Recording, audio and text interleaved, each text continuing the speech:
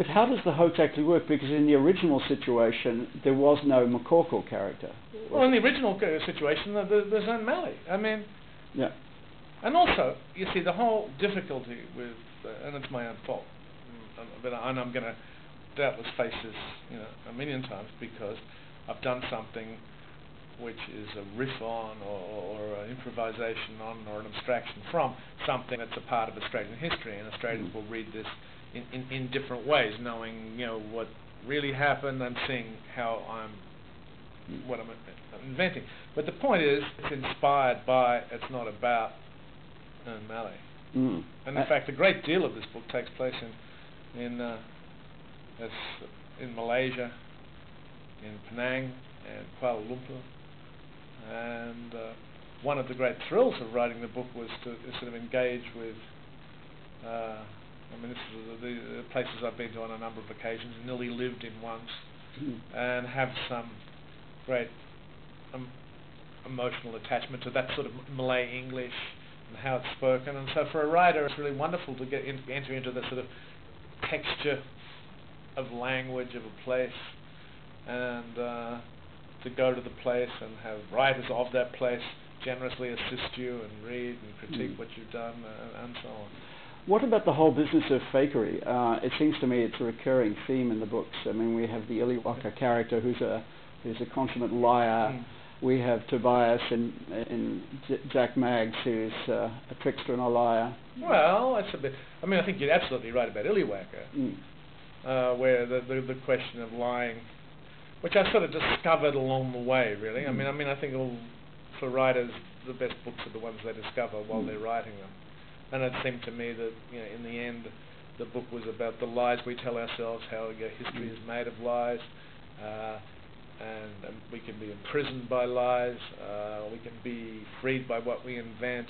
And I had this character who was a sort of a romanticized version of my grandfather, who was a bit of a confidence man at some level.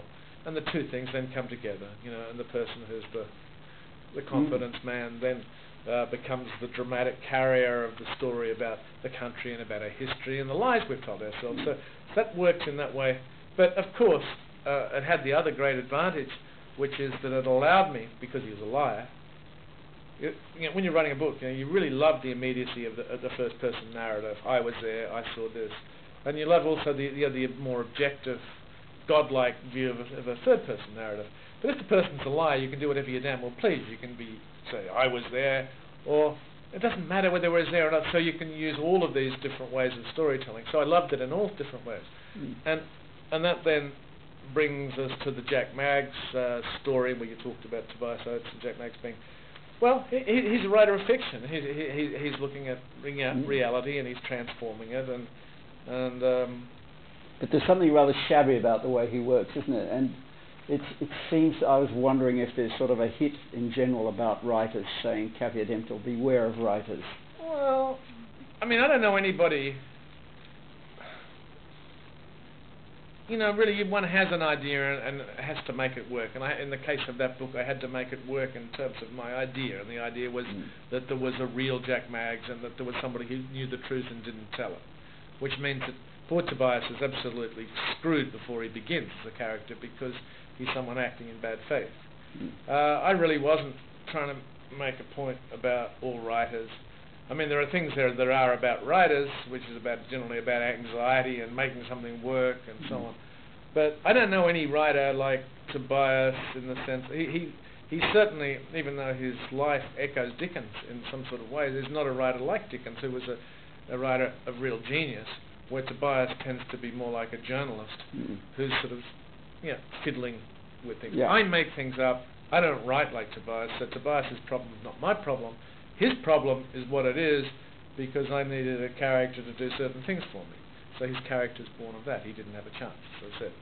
So writers, of course, one should not, like all artists, more is expected of them in human terms than is reasonable. And of course, I'm as shabby as you are, or worse, or you're as shabbier than I am, or worse. The wonderful thing about making art, in a way, is that you elevate yourself. You become more than what you are, more than what you'll be, above the shabbiness.